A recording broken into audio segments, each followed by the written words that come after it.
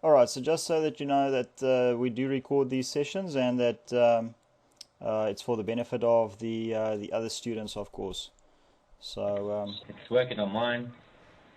all right, so there we go. All right, so what you all should see at the moment is just a slide presentation with introduction to project management. And tonight we're just going to talk about the management style, structures, and stuff like that. We're going to do a little bit of team talking about it again next week. Mario, I'm just going to mute you for a second, and if you want to say something, just unmute yourself again, all right? No probs. All right, great, there we go. All right, so as I say, and then from there onwards, we'll move right into the project management or scope management issues, and then we'll go week by week, we'll go through each of the 9 knowledge areas of project management. All right, so I see Tracy has just joined us. Let's just wait for Tracy to get her audio going, and then we'll start.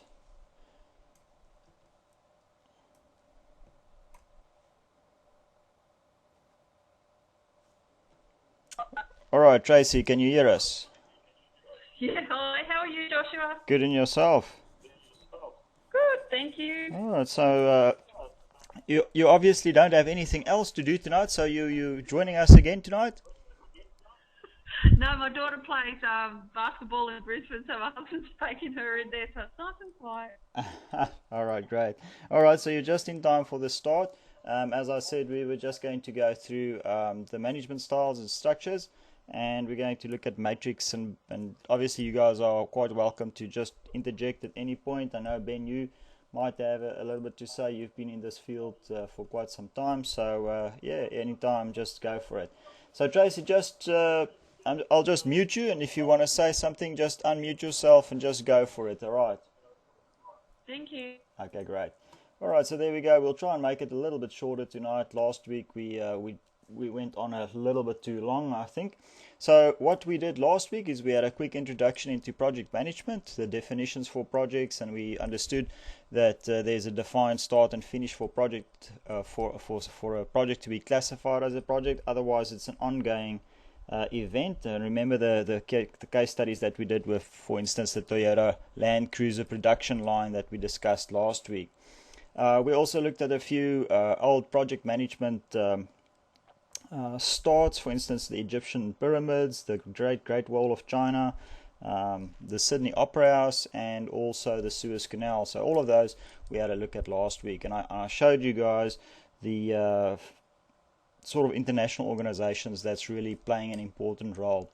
I also introduced you last week to the 9 knowledge areas of project management, and don't worry if you can't remember them. We'll go through them every week again, and I will make available these slides as well from tomorrow onwards. The practicalities into project management and also the processes, all of those things we spoke about briefly last week. So if you have any questions, you're welcome to put those questions onto the forum, and I'll post some answers there for you. All right, so what is project management in terms of the Project Management Institute? They have a body of knowledge which they've updated. There's now a newer version out from 2004. I'm still working my way through it, so I still prefer the 2004 version of that body of knowledge. And according to them, project management contains a few different phases. So we have to set the objectives. We first have to define where we want to go, make sure that we have an end goal in view, and of course to reach the end we need to make sure that we have the right plans. And nothing can happen without resources, so we need to make sure that we have resources. If we don't have resources, we must use somebody else's resources. So that's always something that's going to be a project manager's responsibility, is to try and get the most benefit out of the resources, the staff that he's got available. One of the questions that I left you with last week was, would you rather go for an A-class team with a B-class opportunity, or an A-class opportunity with a B-class team? All right, so you still need to think about those because it's going to come up again. The controls, all right, and that's an ongoing process for a project. It's not something that we set up right in the beginning and it sort of controls itself all the way through. It is like driving a big truck. from Brisbane to Rockhampton. You have to make continuous changes to your controls to make sure that you stay on the road. Because of changing issues, your contractors get upset. There's maybe a storm, some kind of delay on your project, and all of those things have its effects on the longevity of that project. The changes to the project direction, that's how we issue the directives, and that would typically come from our project manager or the contract manager by voice of the project manager through the correct contract channels. And we'll talk about the way to communicate again a little bit later on, and this is where somebody like Ben, for instance, would be able to give us a lot of insight, because it's part of his job to be on top of the contract management for a big project. We have to remember that for a project to stay on track, we always have to remain flexible. We deal with people, and people change, systems change, conditions change. So a good project manager is always on top of the people issues. It's not about the technical issues as much as it is about the people issues. So if we look at classic management, in the old days we used to define it by looking at 5 different things, and this is planning, where we say, all right, this is where we're going to look at the project. It's a little bit of a simplified process. The PMBOK, or the Project Management Institute, has taken these 5 steps and sort of built it out into more functional areas. Organization, looking at the resources, where are we going to get our logistics from, who's going to do what, when is going to happen, the programming on the site, all of those issues we have to look at. In the old days, staffing or human resources, that was also part of the plan, and controlling. And this controlling is obviously the steering of our project. And then, of course, the continuous business improvement. Remember what we said last week. We set the bench, we measure our performance, we make changes, and we remeasure. And that continuous process of improvement is always going to be present in any of our projects that we're going to deal with. Tonight we're going to look at the different project stakeholders, and from a wide point of view, there's basically 3 different types of stakeholders on a project. The organizational type stakeholders, and these would typically be the guys that's going to be at the forefront of our project. Then also the guys that sit on the fringe, basically the product and market stakeholders. They tend to gain something out of the execution of our project.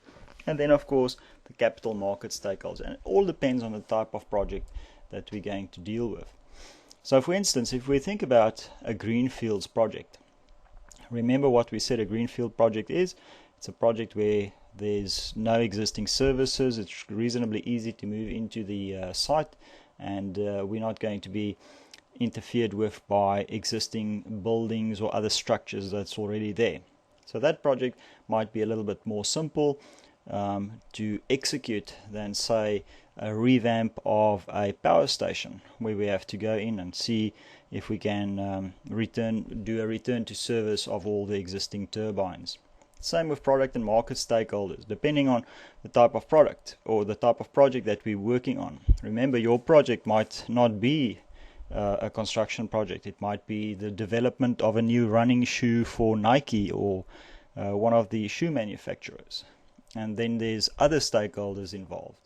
And then you start thinking about what happens in marketing. Because if you really look at marketing, a product will be on the market for a certain number of months before it gets revamped and reintroduced. BMW, they are the experts in reintroducing the same product to the market. You'll see every 9 to 12 months they'll reintroduce a facelift BMW 3 Series or 5 Series to their range of cars. And all that they've basically done is they've changed the layout of the grille, or they changed the indicator light from the side fender into the mirror, something small, just to make sure that there's a new change, it looks newer, and of course they sell new cars as well. Alright, so we'll look at each of these as we go along tonight. It is basically an integrated process that we have to go through. The resources that we find on the one side, the resources are, think of a project as baking a cake. Alright, so the cake is obviously the end goal, the happy party with the little candle on top of it.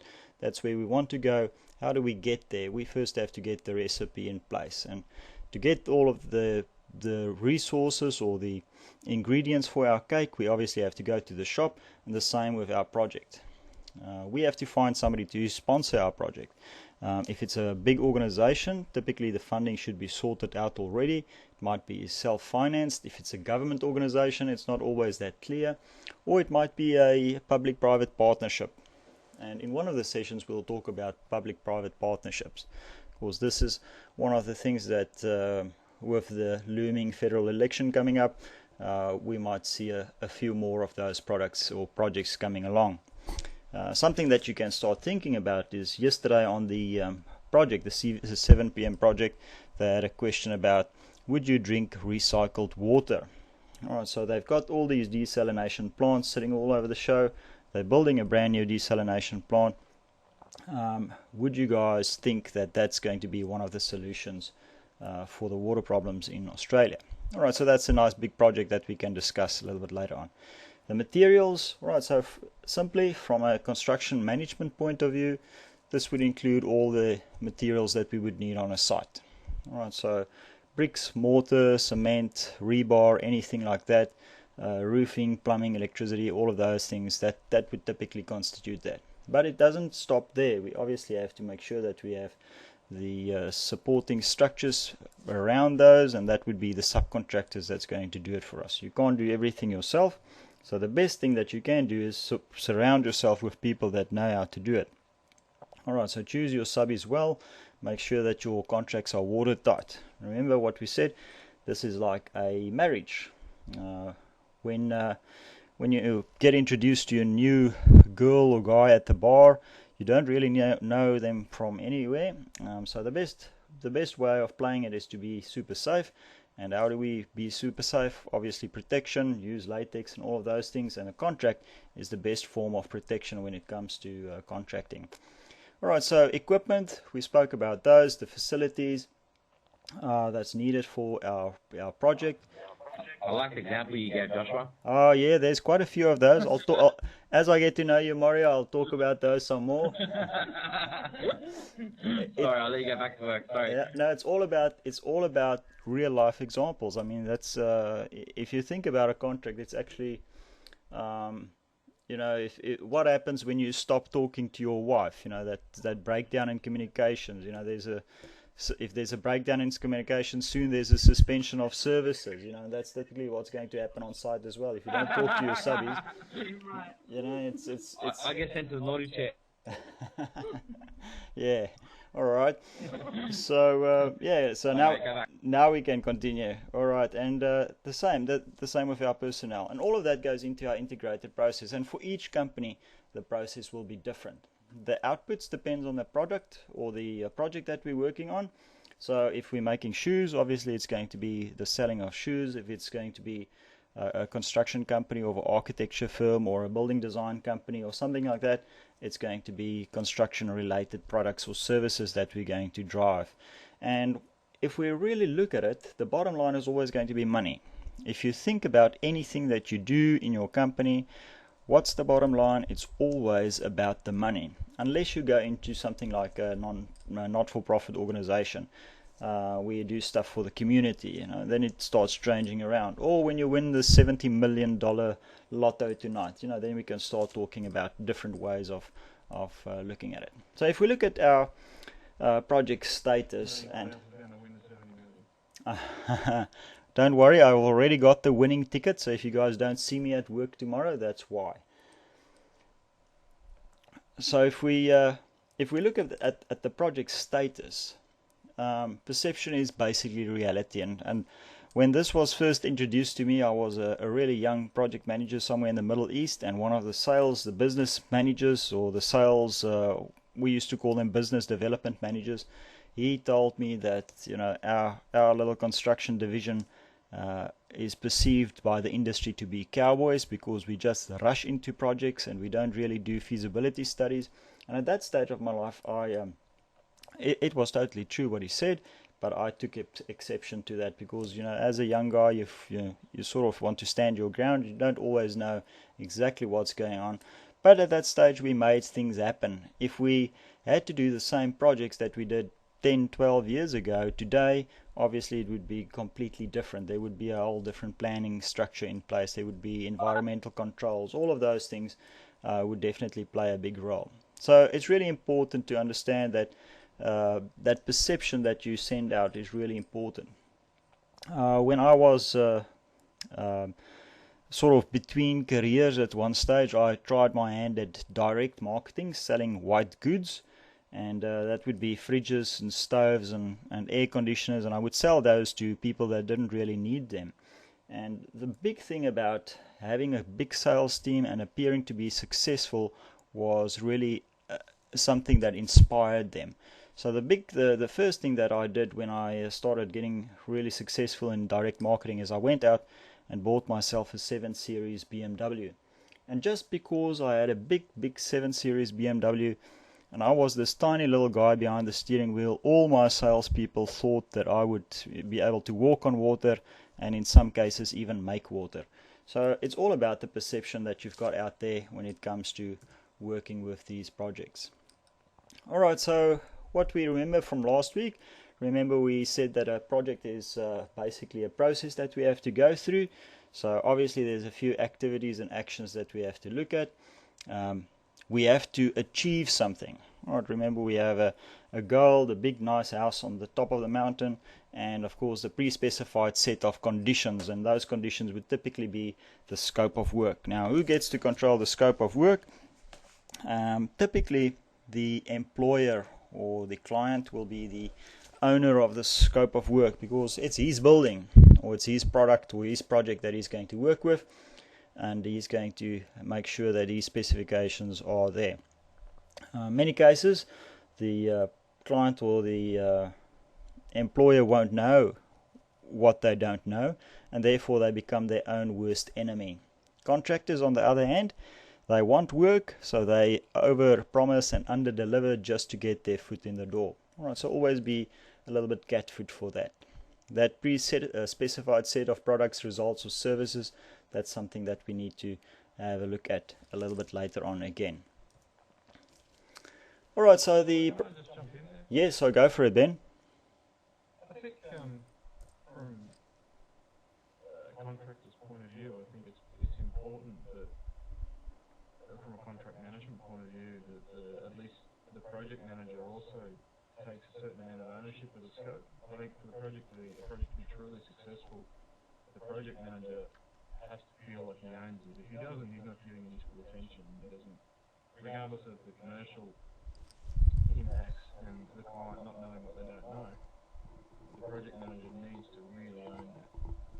In my opinion, for it to be successful. When I've been on associated projects where the guy he's been there simply to I guess, or he hasn't taken full ownership, but things have never been very successful. There's always been a lack of team, I suppose.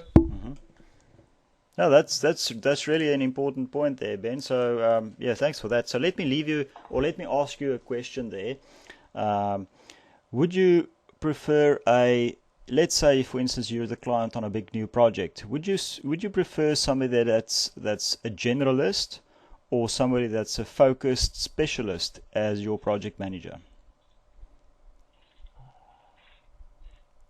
Can I have a little bit of both? Can you have a little bit of both? Yes, you can. If you can find them and if you have enough cash to buy them. Because most of them are sitting in Western Australia at the moment and building gas to liquid plants. Yeah, so Steve mentioned there, Steve's joined us and he's on chat again, and he said probably a generalist. Now, the thing about project management, and we've had this discussion 1,000 times, and I'm sure when we're gone it will still go around for another 1,000 turns, is a construction manager, would he be able to do an IT product or project? And an IT project manager, would he be able to do a construction project? Are those principles the same? The Project Management Institute would like to think, yes, these project managers are interchangeable, and if you've got that project management professional PMP qualification behind your name, you can do any type of project. So Ben, do you agree with that? No. All right. And Steve, what about you? Or anybody? The floor is open. What do you guys say?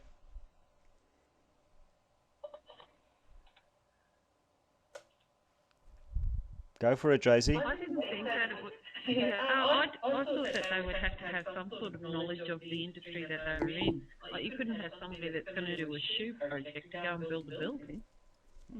Exactly. So, and that's where many of the sort of professional organizations like the PMI, so they sort of lose focus because they, in their eye, pumping out project managers is also part of their project, and that's their product that they're pumping and that they're pushing.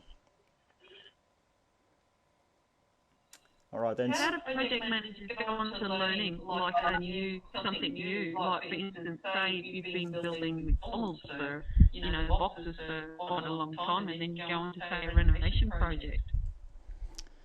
Oh, Ben, would you like to answer that one?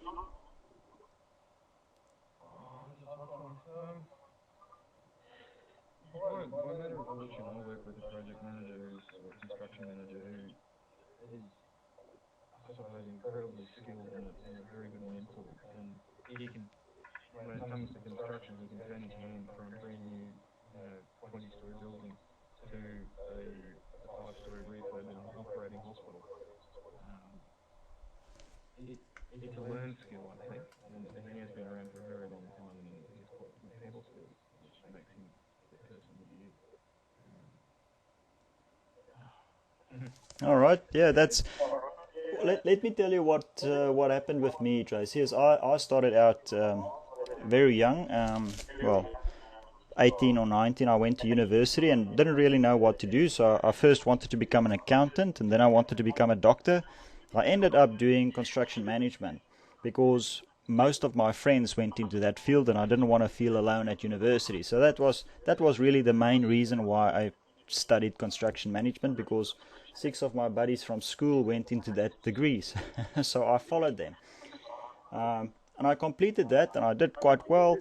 And I went into the industry. From our third year onwards, we had to work full time, and we had part-time classes in the evenings and on the weekends, and that carried on for the 3 years. So I had a 5-year honors degree at the end of that day, and I sort of went from site agent, where I was doing bricklaying on site, digging holes for foundations, setting out in the dust, all of those things, and I went up through the different ranks into management. And then, after about 8 years or so, I got really bored, and I decided now it's time to move on. As you do, you sort of never satisfied with what you've got. Mario, remember what we spoke about? And then you start looking around, and I started looking at IT. And at that stage, SAP, or Systems Applications in Data Processing, was really the flavor of the month. Lots and lots of companies wanted to install new ERP systems, and I got involved in that. And I stayed in that industry. I did all the qualifications, sold all my cars to pay for my tuition and go back into school, or go back into university to get the qualification to go and do SAP projects. And after that, 4 years of that, I sort of got bored again. I did 9 full projects in SAP, all for big mines or GTL implementations. In one of the projects, we had to do a change management proposal where we had to get rid of 3,000 jobs. So that was most probably one of the most difficult jobs that I ever had to do. But once again, But how do they get rid of all the people? well, it's a process. We went through. It took me 9 months to get to do the change management, interview each one of those people, and explain to them. This is the redeployment package, and your job is now redundant, and it's quite difficult. At that stage, the laws in South Africa were quite lenient towards the employer, so it wasn't as difficult as it would be today to get rid of people. As soon as the processes were optimized, basically, if the jobs were redundant, we could pay them a severance package, and the severance package was something like a week for every month that they work for the company. Yeah, that's how we had to push it. And we got a consultant in, and the consultant sat with me, and the consultant was doing all the all the talking, and he was the bad guy and I was the good guy. And I must say, every now and again I had a tear in my eye because I knew a lot of those people. But after that, I got involved in direct marketing, imports and exports, and then I went to the Middle East, did all those projects in the Middle East, went back to South Africa, got involved in oil and gas projects. So it's just coming back to your question, how do you get the different types of experience? It's just the luck of the draw, or the people that you sort of align yourself with. I was fortunate that I was just at the right spot at the right time with most of my employers. I've never really done interviews. Most of the jobs that I got was through word of mouth, or somebody saying, "Oh, I know that guy, he might be able to help you out." And yeah, so that's how I got my let's say 18 years worth of time in the bush. So basically, you've learned project management, the process, and then you can adapt that to practically any situation. Yeah, I think I'm a little bit different to most other people because I've been in construction and IT and marketing and a little bit of consulting. But that's exactly what I did. I first experienced the project, so I first did the trade, and then I did the academic side of it. I became involved at universities, and the reason why I became involved in universities is because I had this one charismatic lecturer in my first degree that was, I don't know, he was 28 or 29, and he was just walking on clouds. In my mind, this guy knew everything, and he was really an inspiration. And I always thought, gee, one day I want to be like that guy. So as soon as I could, I got involved and started external lecturing at the University of Pretoria, and it just grew from there.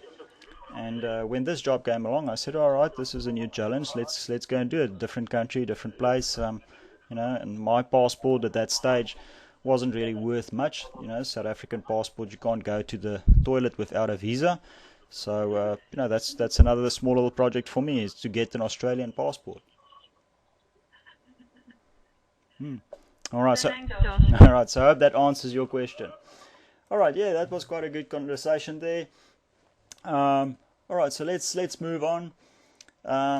The process groups that we've got, and there's a small little figure, and as I say, I'll make these slides available for you.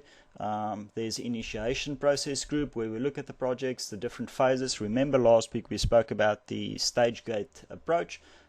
In a later session we'll still look at those stage gates and the example of that. Many of the companies that you're going to work with do use stage gates in Australia. The bigger the company that you get involved with, the better the chances that you're going to see. You have to jump through different hoops in order to get your things or your projects going.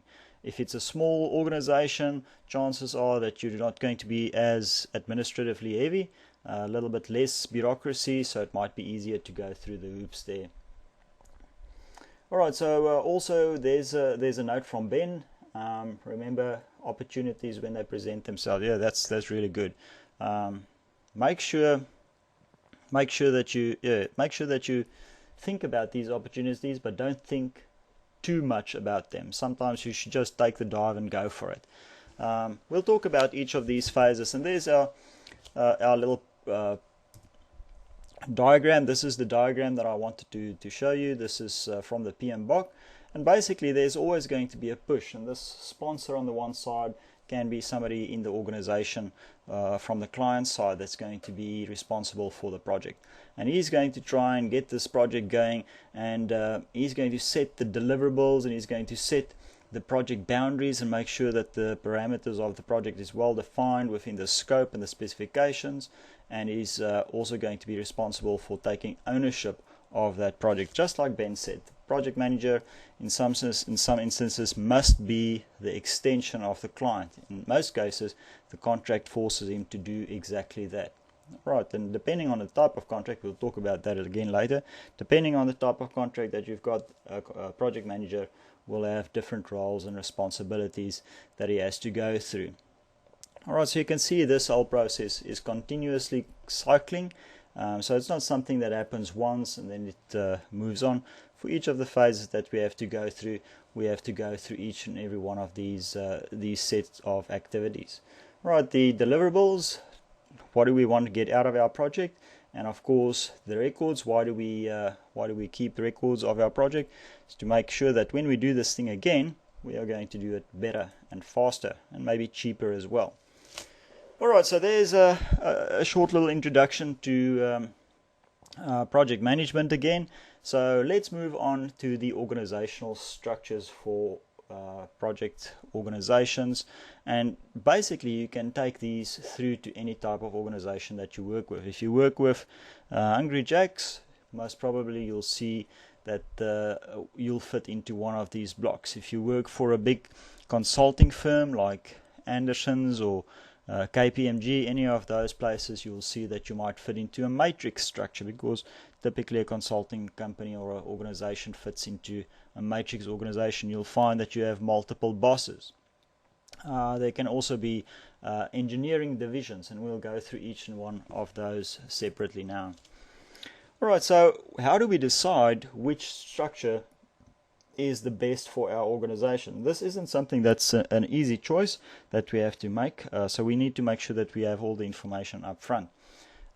Complexity, remember last week we spoke about the complexity of building a gas to liquid plant as opposed to a retirement village. $50 million retirement village versus a $50 million gas to liquid plant. Which of those two are the more complex projects? Right, so that type of information we need to make sure. Now the problem with not having information available is, of course, that when it does become available later on, we might have to change one or two things. And the longer we take to change things, the more expensive it becomes for us. Alright, so the more work we've done, the more rework we have to do in order to set the record straight. Alright, so try and always make sure that before we jump in, do a little bit of pre-planning, make sure that you try and collect as much as you can. Right, the product specification. Is it a brand new type of product that we've got in? Is it a first of a kind?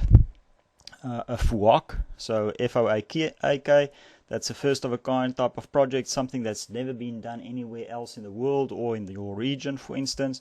That might be a little bit more difficult, because you might find that you don't have somebody that's got the skills or the resources to do that project.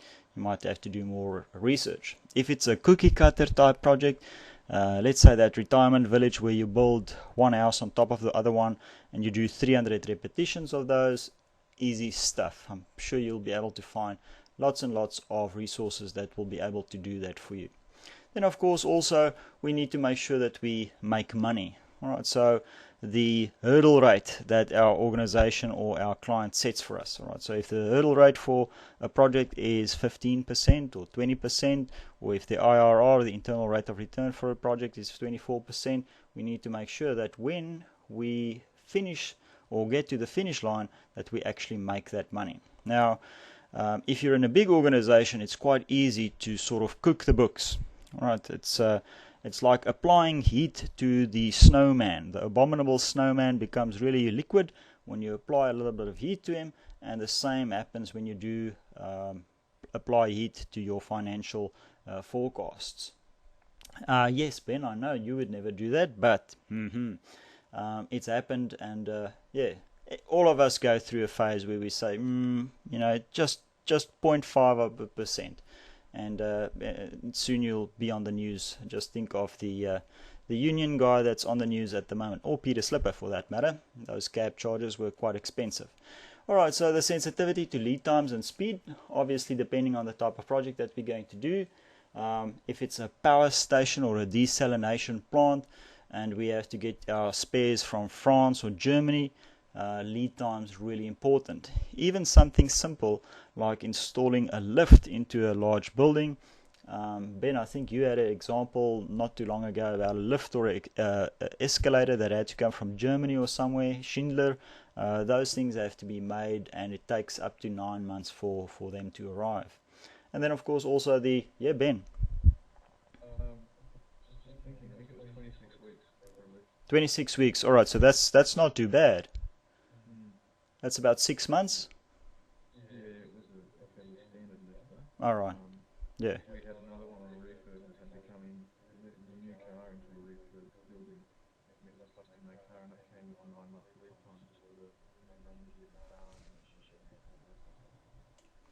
Yeah, yeah, at the moment well, if you have off-the-shelf type items, obviously then it's nice and simple. The moment you go for odd sizes, maybe in a hospital where you have a bigger size lift that can accommodate a trolley or something like that, it becomes a little bit more of an issue. The timing, yeah. All right, and also then of course the management culture of your organization. If your organization is driven by paper or red tape, as most big organizations are, especially now, it might be better to follow the procedures and processes. So a big question for all of you guys: who is in control of the country? Is it the mining companies or is it Julia Gillard?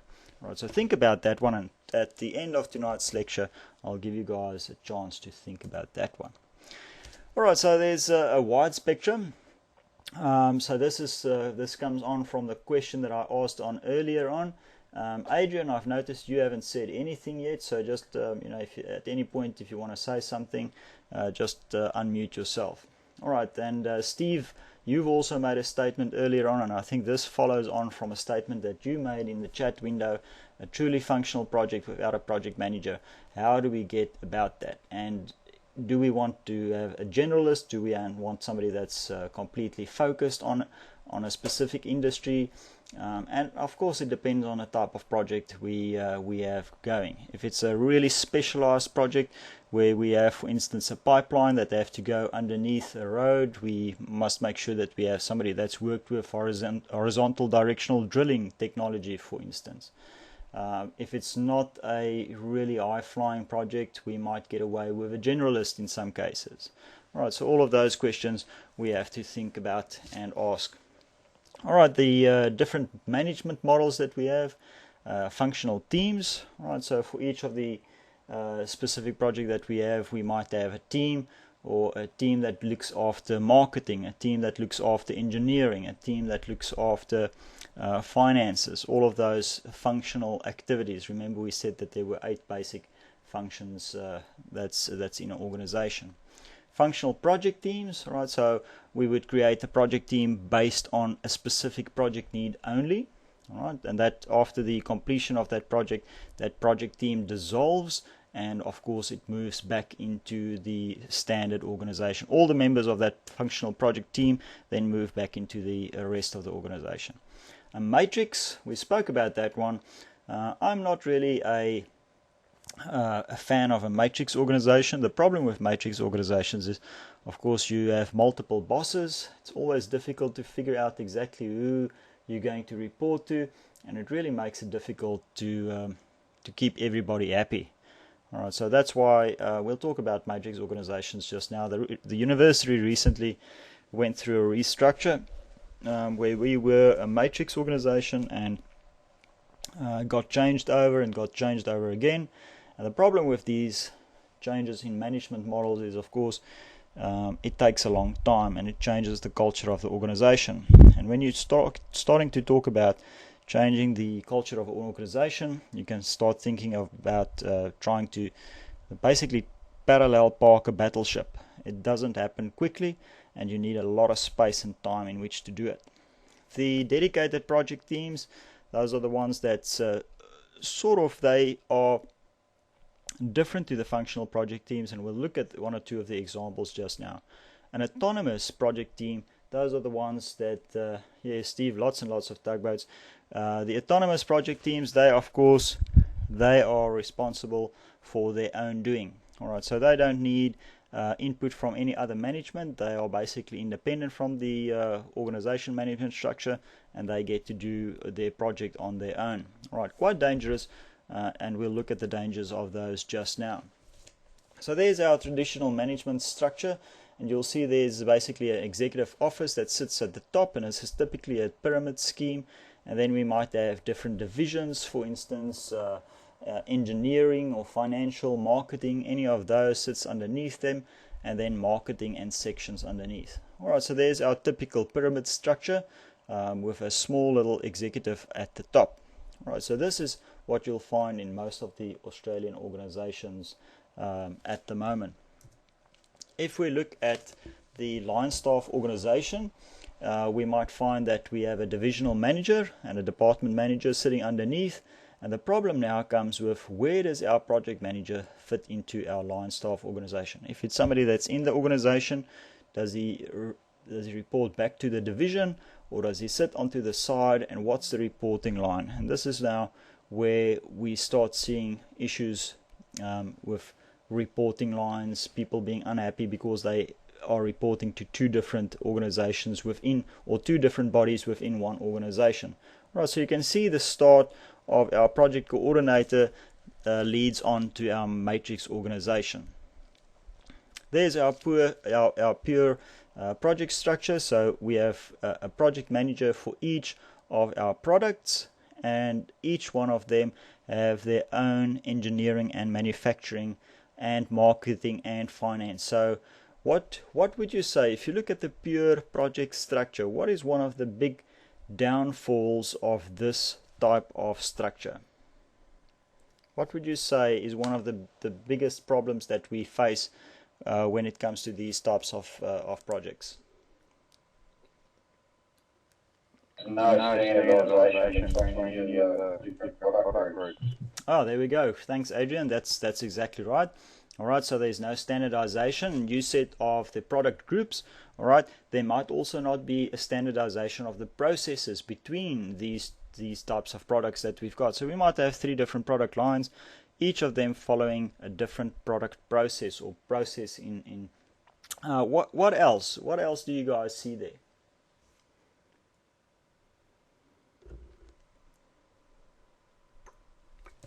If there's 2 engineering organization or 2 engineering arms, or 3, one for each of the projects, and there's one marketing and one marketing and one marketing, one manufacturing, one manufacturing, one manufacturing, what do you guys think will happen to our costs? Alright, so this becomes a cost intensive exercise. Right, it is more expensive to run a pure project structure. Alright, because we have more overheads, we have to maintain that structure. So think about those things when it comes to the selection of the structure that you're going to follow. If we look at our matrix organization, and there we can see there's our I just did the one. There's our scenario where we have different bosses. So you'll have the president sitting on top, or the chief executive officer, and there will be different divisions underneath. But you sitting on this line over there, you will have to report to engineering, and you'll have to report to the sidestep marketing on this side as well.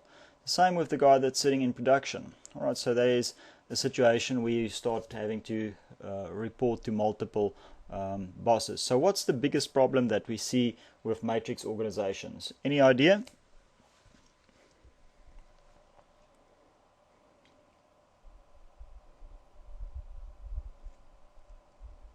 What would you say is the biggest downfall of a matrix organization? Alright, so Steve has got a quote there. He says the heads of the department may be kept out of the loop. Yeah, maybe. Depends on the rigidity of your communication structure that you've got there. It might be one of the problems that you've got. What else? What else? It's something to do with the people. It's something to do with the soft issues that you have. Mario? Just a thought, I'm not really sure, but conflicting interest be a problem? There we go. If you're employed to multiple people, you have conflicting interests and values between various people. There we go, and that's exactly right. That's exactly what I was waiting for. Thanks, Mario. So it's conflicting interests between the different divisions within a matrix organization. Right, so one of the slides that will come up a little bit later on, I've jotted down 1 or 2 of the issues with matrix and each one of these organizational units. Alright, so if we look at strategic business units, and this is how a lot of the construction companies in South Africa and in the Middle East work.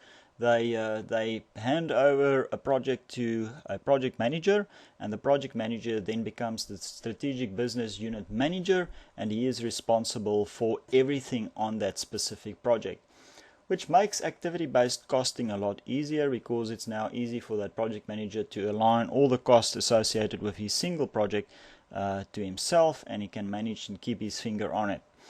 The problem is, of course, once again the same as with our project structure and matrix as well, is there's a duplication of services, and at the end of the day we see that there's a little bit of a duplication of costs. Alright, so the overheads and all of those starts adding up at the end of the day, making it less attractive for our organization. So from a functional organization point of view, there we can see if we have a functional organization, this one is a little bit easier to understand. There's no project manager that's going to be assigned to this organization.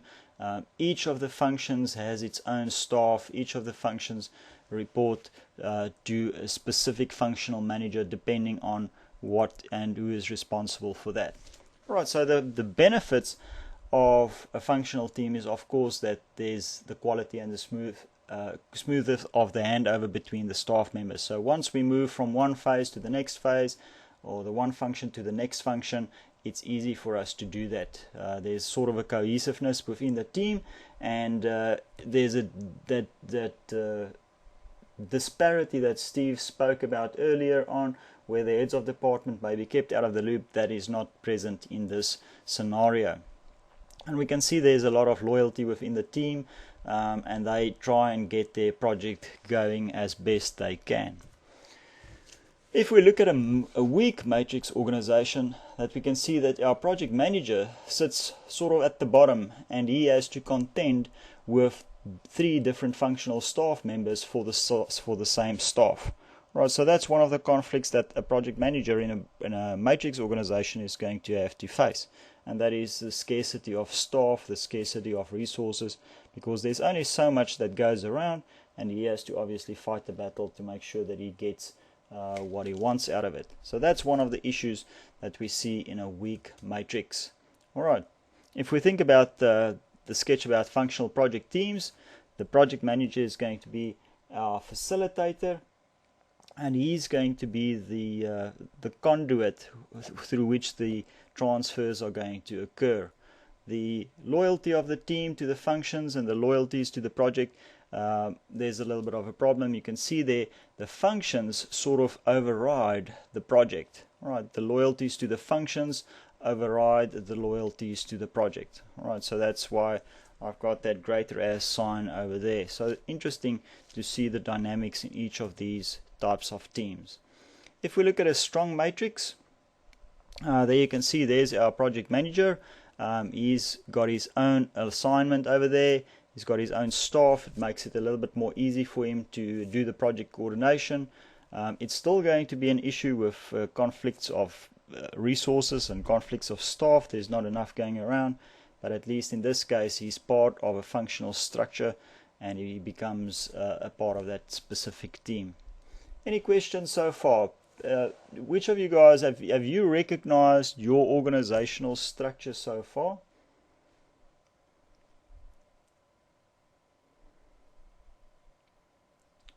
Alright, if you haven't, doesn't matter. We can. I'm sure there's one or two that's still coming that might fill into what you guys do at your jobs. Alright, so matrix project team. The project leader has the authority. Alright, and remember, he can delegate that function onwards. The clarity of roles in all of these organizations or organizational structures are, of course, really important. The thing about the matrix organization is if you don't have the communication lines open, that conflict of interest that Mario spoke about earlier on really becomes an issue, and your project tends to fall over sooner rather than later. Alright, so there's another example of a strong matrix organization. You can see the manager of project managers sits over there. Remember our previous sketch, our project manager was part of a functional team with one staff member. Now at least the project managers becomes a function on its own, alright, making it a little bit easier for them to manipulate and manage the staff on a specific project. Alright, we'll talk about the different teams again when we talk about HR issues around about 9 weeks from now on. Alright, so there's the write-up for our dedicated project teams. The project manager becomes ultimately responsible, and I think Ben, you'll concur with me in that the project manager is in any case responsible for the overall performance of the team. When something goes wrong, no one asks the site foreman why stuff didn't happen. They just say, Mr. Project Manager, why didn't you do this, and why did this go wrong? So for a dedicated project team, obviously the loyalty to the project is really really important. Remember we spoke about the autonomous structure, and this is a structure that we came up with for one of my previous employers. It's an oil and gas exploration company in Africa. They were responsible for some of the work that we saw in Escravos. Alright, so for instance on this specific project, the project had its own board, and they became responsible for the execution of that project. Right, so you can almost see this as a separate small little entity, an extension of the organization, a company on its own, or a strategic business unit. The steering committee, they had input, and there were representatives obviously from the owner and the technical side as well, and of course the commercial side in there as well. So why would we want to go for an autonomous structure? The reason why we want to go for an autonomous structure is, of course, if it's a difficult project that's really sensitive, that needs a reasonably fast turnaround time, we might find that an autonomous structure has the ability to go through the motions a little bit quicker than going through the normal organizational point of view. Alright, so a little bit more nimble, a little bit more aggressive, and it sort of gets this type of structure sort of gets the work done the quickest. Alright, so the autonomous project teams, there we can see totally accountable for the overall performance of the project. The project manager or the project team is basically removed from the normal organizational structure, so it sits on its side. It becomes a little bit of a separate entity. Now the problem, if we just go back to that slide once again, the problem with this one is, of course, conflict. It can be a source of conflict and internal unhappiness between the different functions. So the project manager, the engineering manager is also the same as a design manager in Australia, and the business owner, there might be differences of opinion over there causing our project some strife. Right, and then of course, once the project is over and done with, the problem with these projects is they typically run for 5 or 6 years. At the end of the 5 or 6 years, the team members have accrued so much authority that it is really difficult to get those guys back into an organization. They're sort of no longer team players. And there we can see Ben has added something on the chat window there. He says, you can see the autonomous structure or something similar in some internal reviews of company processes, and that's definitely true. Alright, so the last point there, just this one is really important for me, that it's difficult to get these guys back in the company, and I've seen this firsthand. Maybe later on I'll give you a little bit of an example over there. Alright, so if we talk about the human element, the soft issues in our project management structure, let's look at the different organization role players that we've got. And these are all stakeholders, and remember, a stakeholder is not necessarily a butcher. Stakeholder can be anybody that's got a vested interest into our organization or into our project. Alright, so the steering committee, who would be part of the steering committee? Interested parties from the organization, technical experts, commercial experts, all of those guys. The project sponsor, typically somebody high up from our organization, from the client's perspective. He's going to be the guy that's pushing through difficult issues.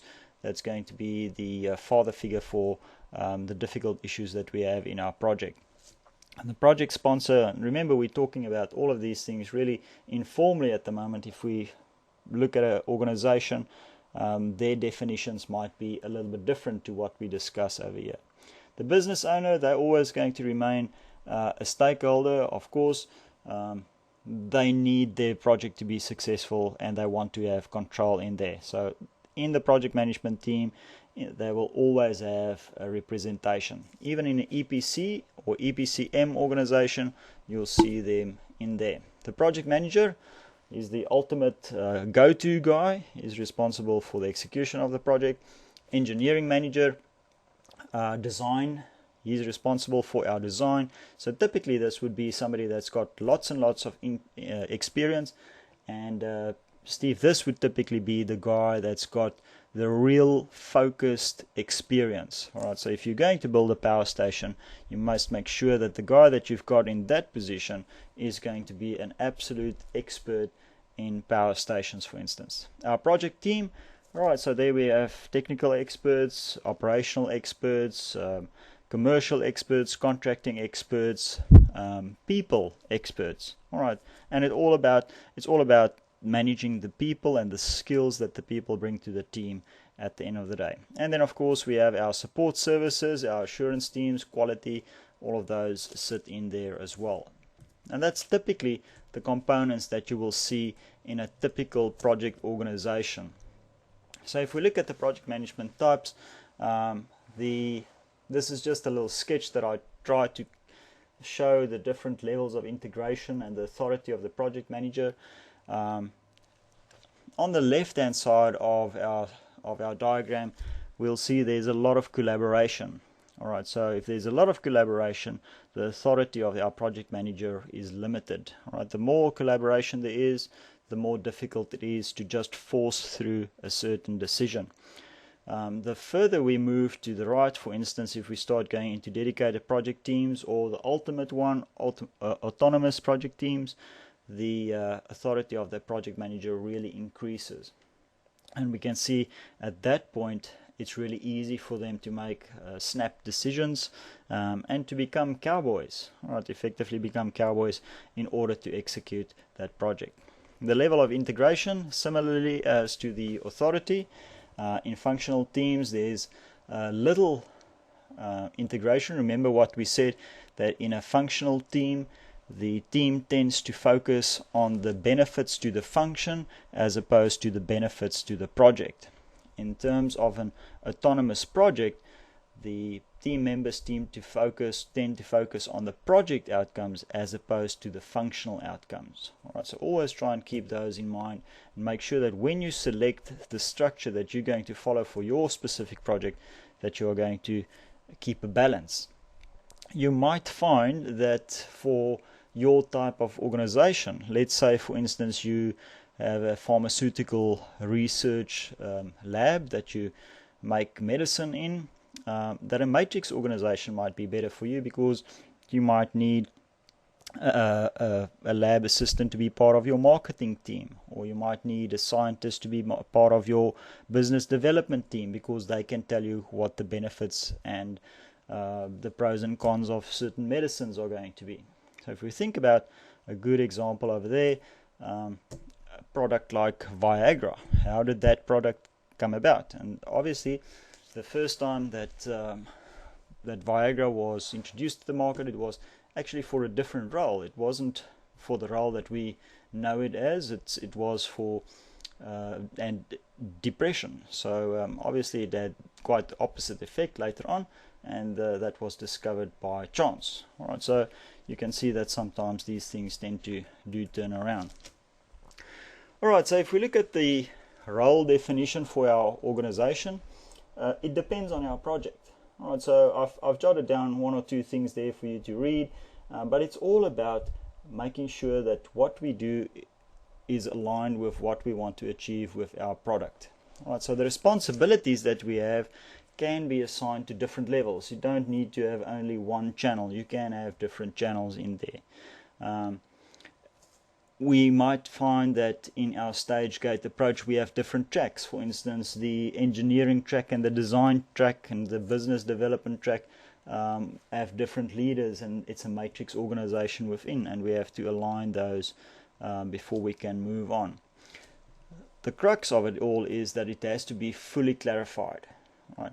If there's any kind of uncertainty, that's an area where there might be a snap of a chain. All right, so always make sure that you sort out the clarifications, make sure that everybody knows exactly what needs to happen, especially in a project team.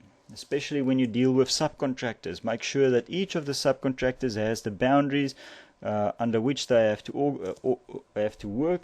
A good example there is I was responsible for the development of a really expensive golf course back in Africa, and this golf course had wild animals, and the big five was going to roam across the golf course, and I made the mistake of overlapping the subcontractors' work. Alright, so what happened is where the overlap occurred, nothing was done. Alright, so one contractor just basically said, no, it's contractor B's responsibility. Contractor B just said, no, it's contractor A's responsibility. And I might just show you guys some photos of that project on a different lecture one night. Alright, so remember what we said about choosing the project structures. Right, we have to have all the information.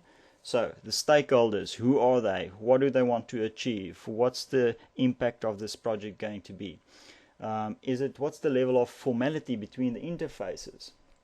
So the interfaces might be the different levels of communication that we have to go through, the different types of developments that we have to think about. Diversity in our own organization. Is it an entrepreneurial organization? Is it going to be an organization that's really bureaucratic?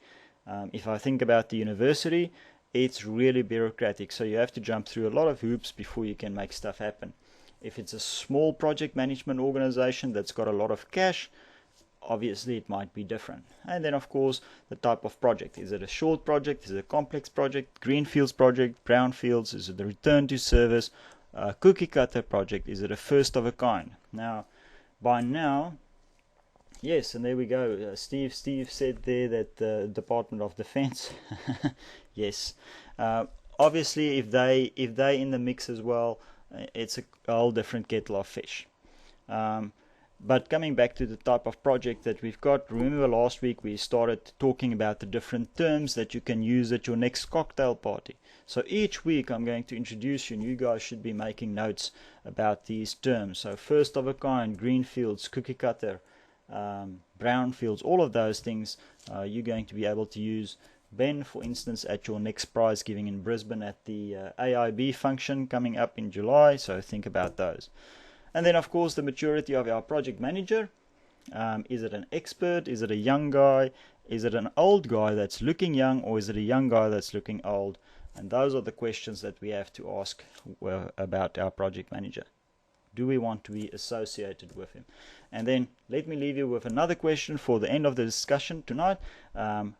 Why do we remember project managers? Do we remember them because of their successes, or do we remember them because they exceeded the budget or exceeded the timeline? So, well, yes, Ben, they might be tyrants as well. Yes, autocratic project managers definitely in the mix as well. Alright, so back to our stakeholders, the clients, and there's a number of slides that I've come up here that you guys can have a look at when you start doing your projects. The type of clients that we're going to have, how involved are they? The more developed and the more, let's say, sure the client is of what they want to achieve, the more involved they are going to be in the project. If you are going to do, Tracy, for instance, if you're going to get involved in refurbishment or renovations to an house, I can guarantee you that the involvement from your client is going to be much more than on a larger project, because on a small scale project the client typically has a lot of time, they want to get in there.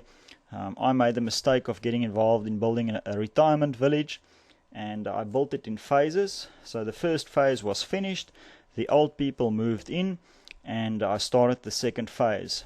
And the problem with the old people being on site is, of course, they're there the whole time, and they have about 80 years worth of experience in construction, even though they worked in the bank for the last 50 years.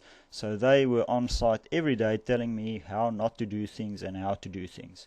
So I ended up putting up an electric fence between phase 1 and phase 2, just to make sure that I can make progress on the project. Something else that we have to remember: how easy do we communicate with our client? what's the relationship that we have with our client. Outside parties, important there. Consultants, who we're going to use, what's their involvement going to be. Thanks, Mario. Alright, so Mario had to leave there. Consultants, the number, quantity, all of those are the things that we have to ask. Remember last week we defined strategic projects. So strategic projects would typically be the ones that we get ourselves involved in to get exposure or to keep our workforce employed throughout. Internal parties, depending on the organization that we've got, there might be a planning department that we have involved. So if you work for a government organization, definitely you'll have to get a few people involved in that. The number of disciplines might vary. The complexity of the interfaces between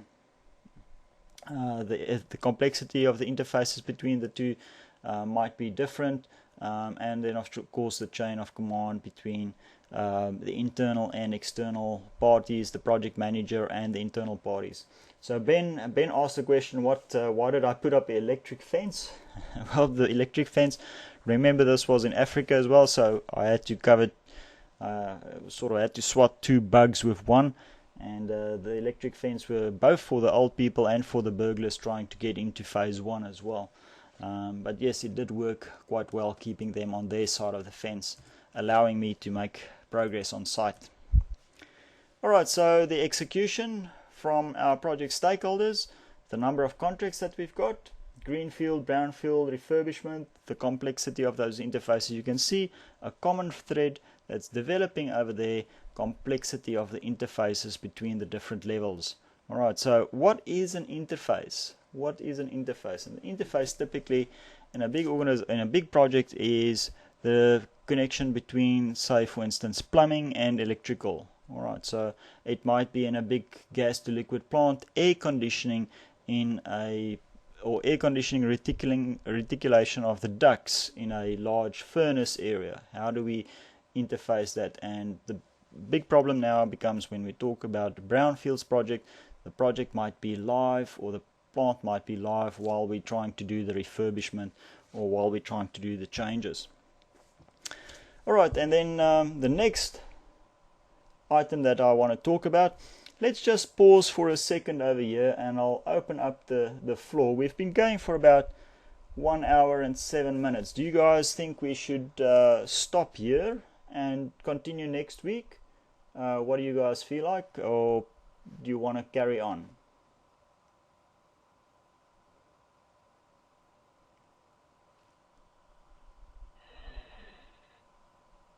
Ben? All right. Tracy, what about you? Because I know that it's going for a little bit long. I tend to get caught up with talking too much. I'm fine. Whatever you guys want to do. All right. And Steve says I'm on a roll, so he doesn't mind. All right, so let's carry on. Ben, if you just let us know when you want to go. And what about you, Adrian? Do you have to go early? I'm probably going another half hour, so that's fine. Oh, okay, cool. Yeah, and I will definitely be finished. I think I've only got about 50 slides or so. I'll try next week to break down the slides into smaller pieces. So, all right, so let's talk about the level of informality between the interfaces. And the first thing that we have to talk about there is the authority. Alright, and different organizations might have different authority levels and different authority structures in place. In a large infrastructure type organization, you might find that you have to go through several levels before you get the final decision or informal revision through. Right, so on a lot of the projects that I had to work with, I had up to 4 or 5 people signing off before I could get a decision made. And some organizations might even have an authority signing accountability manual or an ASAM in place. And thanks, Ben. I'll see you next time. Ben is going to leave us shortly.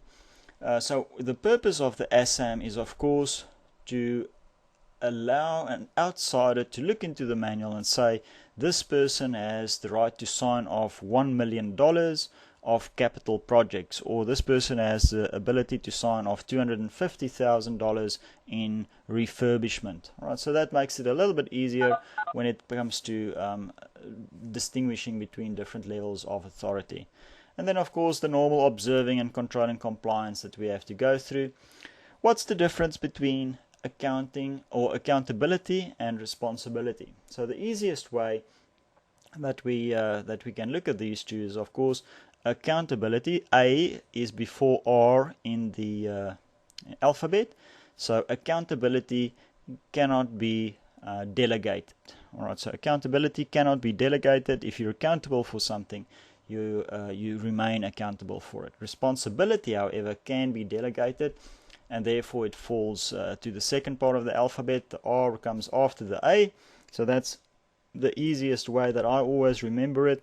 So if you're a project manager that has been assigned some kind of responsibility, you can delegate that responsibility to some of your subordinates, or you can even delegate that responsibility to your boss. All right, so remember, delegation doesn't always have to go down. In some cases you can delegate upwards as well. So that's interesting to remember next time that you go on leave. Alright, so the diversity of your own organization. If it's a new organization, obviously the project experience and the expertise might be a little bit on the light side. If it's a consultancy organization focusing on projects that's specifically in the infrastructure provisioning field, typically you'll be somebody that's heavy on expertise. Alright, so in that case, all the processes and procedures should be in place. It also depends on the number of external consultants that you're going to align your project with. So let's say, for instance, we have to build a pebble bed nuclear reactor in South Australia. What are we going to do? Obviously, we don't necessarily have that type of skill in Australia, so we might fly in a few French consultants to come and help us. The French are at the moment the leaders when it comes to pebble bed nuclear reactors, and we'll get some of them to come and assist us with that. Also, something that we have to remember, our organizational structure. Is it a traditional structure? Remember what the traditional one looks like. The pyramid scheme with a flat structure at the bottom, pointy end at the top, or is it a matrix organization where we have multiple responsibility lines? Alright, and of course the age of the organization leads into point 1 over there. The younger the organization, the less bureaucracy we have. Typically, the younger the organization, the more proactive they're going to be. Remember what I told you guys right in the beginning. We were known as the Cowboys. We were quite a young organization. We didn't really have any bureaucracy. We didn't have any processes and systems in place, and therefore we were able to make decisions reasonably quickly, and we did everything as quick as we possibly can. Alright, so if we look at the project itself, and we've touched on this a number of times throughout the night, the complexity, I'm not going to say anything about the complexity again, but if we look at the method of execution, for instance, what's the constraints that we have in terms of the execution? Do we have limited space? Do we have limited logistics? Where is it located? In which area is it? Where? What type of law is applicable?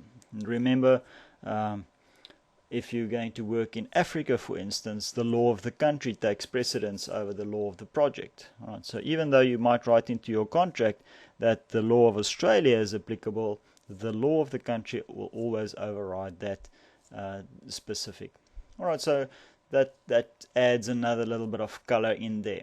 Time and budget, and I'm going to add another one in there. Quality. Time, cost and quality, those are always going to be there. Something funny about projects is, of course, that they always start behind schedule and over budget, and it's the project manager's responsibility to sort of try and get everything back into line. Risk. How do we mitigate risk? All right, so first we have to identify the risk, and then by mitigating it, we sort of pass it on to the party that's best suited to handle it. Alright, so we have our risk register. We come up with a solution to where we want to assign the risk to, we decide that another party, a subcontractor, might be better suited to handle it. We pay them to take the risk away. Alternatively, we might choose to keep some of the risk. All right, so we might retain some of the risk. Let's say, for instance, we feel that the possibility of an earthquake in Melbourne is so remote that we are going to keep that risk for ourselves. All right, in that case, we retain it because we believe the risk is so remote that it's not going to have an influence on our project. One of the sessions that we're going to have deals completely just with risk, so we'll talk about those again later on. Public awareness. Remember that if a project comes into the public eye, obviously it might have an influence on the share price. So if you have an accident on the site, obviously it's going to influence the cost or the profitability of your organization. If we look at our project manager, and this is where Steve, I'm sure you can add in here as well, the maturity of our project manager. How old is he? Is it a young guy looking old? Is it an old guy looking young? All of those things we have to think about, the level of experience and expertise that he brings to the organization and that he brings to the project. Right, so if he's been around the block, will you trust your project in that project manager's field? In many instances, working in different countries is an added bonus or added sort of the level of experience increases if you go overseas. In many instances, I find that coming to Australia as an expat, it was quite difficult going through all the legal aspects again. I had to start right in the beginning. I had to go through the BCA again, the construction code, and try and understand exactly what's the differences between the different countries. So all of those things you have to think about when it comes to appointing your project manager. And then of course personality, and this is something that Ben said just before he left. He said that they're all tyrants, and it's all about, do you want somebody that's really authoritarian on your project or somebody that's collaborative? What type of management style do you want on a project? Now, in my personal experience, you want somebody that can make decisions and that can make them reasonably quickly without too much consultation. All right, so always make sure that you maintain that balance of expertise there. All right, so the basic principles that we need to remember, the relationships we're going to look at a little bit later on again, between the subcontractors, the relationships between the employer's team and the design team, the professional teams, who's responsible for making decisions. Let's say, for instance, you're on a EPCM project structure and there's a question about design. All right, who gets to make that decision? Is it the EPCM contractor, or does the design question go back to the client? All right, so all of those things you need to make sure that you've got sorted out before the project starts, because if you don't have it out before the project starts, these things will come back and they'll haunt you. All right, so they'll cause you to lose some time, and time is something that you don't really have on a big project. If we think about the communication relationships, the different representatives, for instance, on the different types of contract, and I've listed 2 types of contracts there. We can add the Australian standard in there, we can add the French standard or FIDIC in there as well. I just chose those 2 because those are the 2 that sprung to mind this afternoon. The new engineering contract versus the joint building contracts committee contract.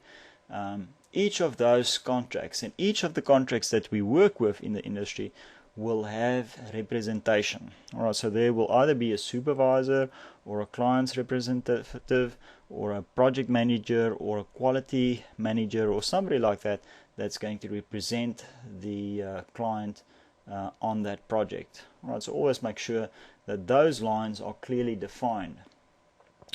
What's the authority that the contract affords those roles?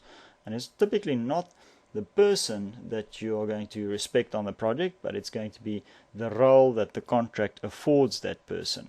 All right, so make sure that you understand who decides, who gets to be told about your decisions and who's going to answer the questions when those questions come up. So that's why we've got decides, informed, and information over there. All right, and then of course the formalization. It's all about keeping it nice and on the table. So when we talk about formalization, the procedures, let's talk about communication. Can you take a verbal instruction from the project manager if you're the contractor? What's the process that you go through? My experience is that if it's not on paper, it's vapor. So therefore, I won't do anything unless I get a written instruction. One of the arbitration cases that I got involved in, the project manager sent the contractor a instruction via text message, and we had to decide, was this, in terms of the contract that we had, was this a formal instruction or was it not a formal instruction? So the contract at that stage allowed us to use there was a small little test built in, and it said for a communication to be legal in terms of the contract, it must be able to be read, copied, and recorded. And all three of those things, of course, need to be in place in order for it to be a communication. So in this case, it was really difficult for us to say yes, a text communication on a mobile phone was a formal instruction. Of course, we had a really clever contractor, and he said yes, he can record it, and he presented a photocopy of his mobile phone. Alright, so of course there's always instances where contractors outsmart the client, and then at the end of the day we smile about those. Alright, so if we have at the end of our slide presentation a look at our organizational relationships.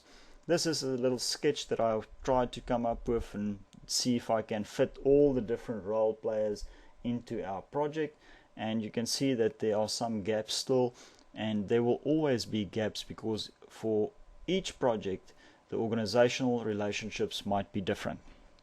Alright, so depending on the procurement strategy that we're going to take, and we'll look at those again in a different session, if it's an EPCM, if it's an EPC, if it's an EPCC type contract scenario, all of those will have a different influence on what the organizational relationship looks like. Alright, but basically there will always be a client, there will always be a project manager or a project management organization. There will always be a professional team, so there might be a quantity surveyor, an architect, a designer, engineering manager in there. There will always be execution teams, there will always be subcontractors, and there will always be suppliers in there. The relationship over here might be different. We might find that the suppliers might have a direct line to the client, for instance, or the subcontractors might not work through the project manager, and the teams might belong to one of the consultants. Right, and it all depends on the type of project that we have. The processes that we have to remember: communication, communication. Alright, it's that little joke that we made right in the beginning. If you don't talk to your wife or your partner soon, there's a suspension of services. So that's, make sure that you do communicate well on a project. Make sure that everybody's informed. Version control is really important. So for instance, if we have multiple versions of plans floating around on site, that is just a disaster waiting to happen. On one or two of the power stations that we worked with, that was one of the issues that we had. And remember, on a power station you typically have about 30 to 35,000 plans, so it's really a lot of plans. We had a small little building on its own. We had about 6 people employed just managing and folding plans daily. So you can just imagine the version control that needs to go through there. Constant performance reporting, make sure that you don't slip, and then knowledge management, collect the stuff for later on. Right, so we'll use them again later on.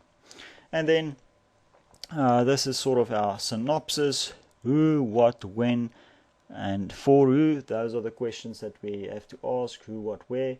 And it's not only in this type of project that we work in, it's basically in anything that we do. And the bottom line is, our project manager at the end is going to remain responsible for executing the project successfully. Alright, the communications planning, different ways that we can communicate, distribution lists, the forums. We might have a system like Myconmax in place that allows us to do advanced project communication tracking. It depends on who's the client, depends on who's the project management company that's going to be responsible for that specific project. The last slide for tonight, the pitfalls for poor communication, of course, and I'm sure a lot of you guys have already experienced this in some of the courses that you've taken. Poor communication from lecturers, it leads to a poor information flow, poor transfer of facts. It leads to poor decision making. Your decision making ability is influenced by that. Team dynamics, all of those obviously gets influenced. And then of course a dissatisfied client, partner, wife, lecturer, student, all of those fit in there. And delays, and then of course the unnecessary costs that's involved in fixing up the situations that we face ourselves with. Alright, so there we go. That's basically the lecture that I wanted to do tonight. Do you guys have any questions for me on the stuff that we touched on tonight?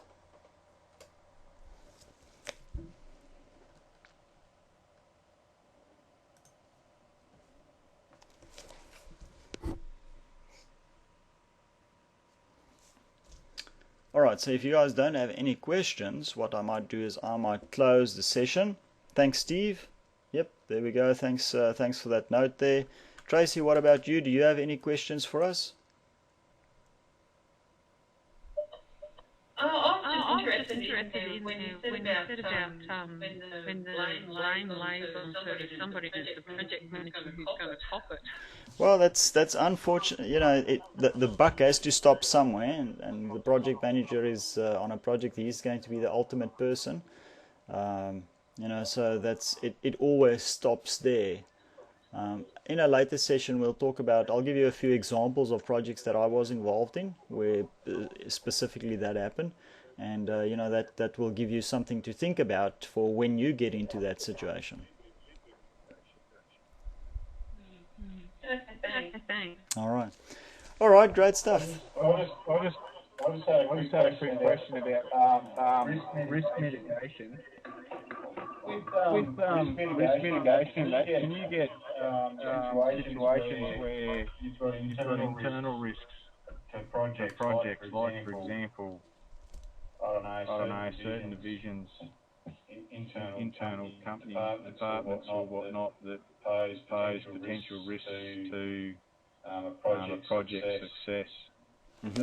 That makes sense. Yes, it does make sense. So, and this might typically happen, Adrian, where you have different organizations within an organization not chasing the same outcomes. You know, they might change, you know, try and achieve something different to the project. In which case, you should list those risks as in the risk register, you know, and make sure that the project manager is on top of it. The way to mitigate it must be, you know, communications. It's a difficult example, you know. If you give me a little bit more facts of something, is this something that happened to you? Yeah. Like for example, say your engineering department, not naming names, but what exactly? Say you have an engineering department that's continually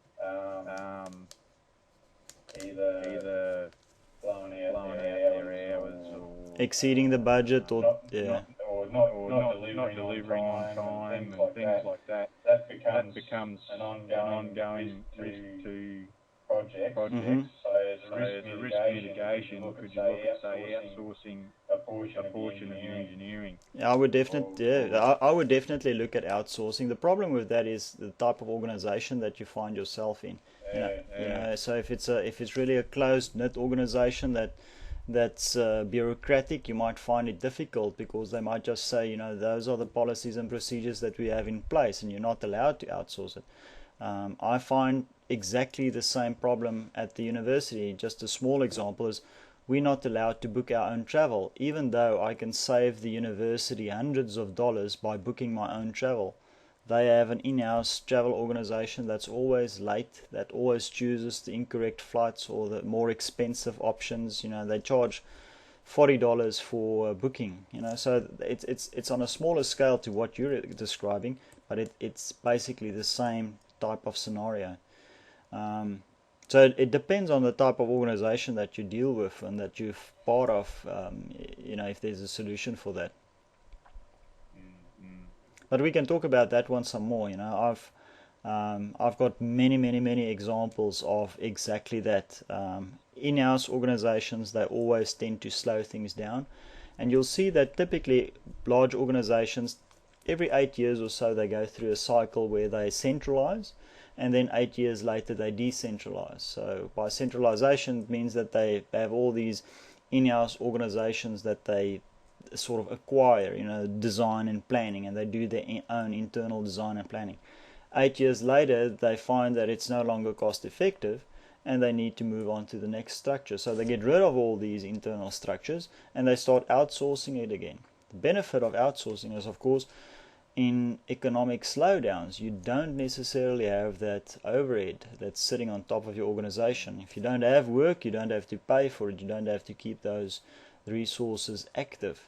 The problem with keeping them in-house is, of course, you have to keep on paying them, and that's why you start getting involved in strategic projects, which isn't always the best thing. I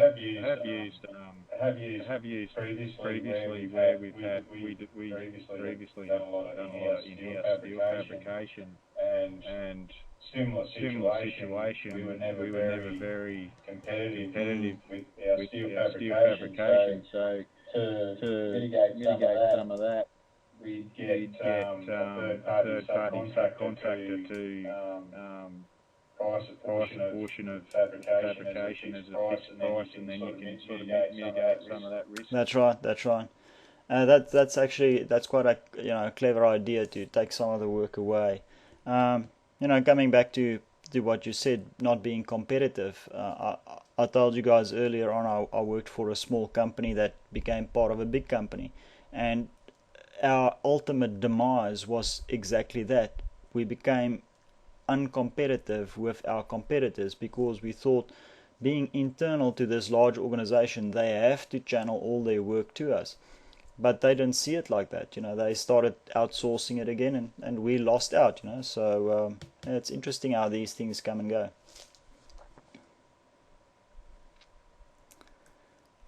All right, Tracy, I see you've got your hand up. I just wanted to ask, when you go to budget for a project, what's the percentage that, like, if you go to budget for a house, generally it's between 10 and 15% over budget for those things that can go wrong and will. What do you do? What kind of overspend do you have on like a project? Is there any percentage? How sometimes do you bring it back? Like, arguably, if you're renovating something and you put a percentage of, say, it's going to be 20 or 30% wide end, and it's turned out to be a lot worse than what you thought it is. Well, it all depends on the type of information that you have available when you go out to get your contract going, Tracy. So, for instance, if we step back to large oil and gas installations, the type of projects that I've been involved in, we won't put anything in the ground until we reach at least, let's say, a 90% accuracy level, leaving only a 10% either up or 10% down variation. So that gives us a split of about 20% to play with. So we can either exceed the budget by 10% or better the budget by 10%. In your case, renovations are notoriously difficult to budget because who knows what you're going to find when you take out that door frame, or who knows what's going to happen when you knock out that wall. It's really difficult to sort of budget for those types of contingencies. A rule of thumb is there's no real percentage that you can say it's going to be 10 or 20%, but the smaller the project, the larger the contingency. All right, so the smaller the budget, the larger the contingency. All right, so if you can sort of keep that in mind, it sort of won't make sense tonight, but tomorrow if you think about it again, you'll see, all right, that's what he meant. The larger the budget means you've got a lot of information available, the scope is well defined, you've got your specification worked out, you've got your planning well done. Therefore, you can allow the sort of variation, the contingency to shrink a little bit. The less information you... Last week when you were saying like the overrun for the operator was around about 1400%. Well, if you go and look at that project, that's actually a really interesting project. And a lot of projects today follow the same sort of timeline. That project started off, they wanted it in a hurry before the design was complete. And this is typically what happened with these type of projects. There's an idea that the client is chasing, but the planning hasn't been completed. So as the construction is a design and build type scenario, and as the project moves along, they find more and more problems that they didn't think about because they didn't really have the information available. For instance, ground anchors, the type of soil that they had there, the collapsing of those sort of designs on the opera house, all of those things they didn't really take into account because they didn't know about them. So it's all about that timing of the project. But on a big project like the Sydney Opera House or the Concord, that was also about 1,700% over. Because it's a government type project, it just gets funded. Somewhere, what will they do if are they going to leave half the opera house standing there, incomplete? It's in that sense, it's a strategic project. It's going to be out there in any case. In your case, it might be a little bit different. Having a look at the building that was in, I think it's Thailand, or which remained I think it was in Vietnam, where it stood there for 10 years and hadn't had anything done to it. There was no windows put on it. It's only been finished in the past couple of years, but it actually stood a big concrete skyscraper. Yeah, it does happen. It's and as I say, if it's a government organisation or a government type project, typically it will go forward. If it's a private type thing, it might not. And this is what happens. If you look at what happened to Dubai and Abu Dhabi. When I lived in Dubai, Dubai was the capital of the Middle East, basically, and it was really growing, and it was bigger than Abu Dhabi. And the Burj Dubai, which is now called the Burj Khalifa, at that stage was going to be built, and it was going to be the tallest building in the world. But because of the global financial crisis, Dubai ran out of money. So they had to borrow money from Abu Dhabi. Abu Dhabi is not a tourist-driven city. It's driven by oil, so they deal cash only. And they were in a position to give cash to Dubai, and that's why they changed the name from Burj Dubai to the Burj Khalifa. It's to say thank you for the loan that was extended to them.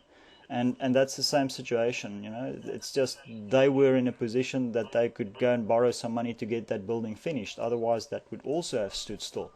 But it would have been, from a United Arab Emirates point of view, too big of a disaster or too big of an embarrassment to not finish that building.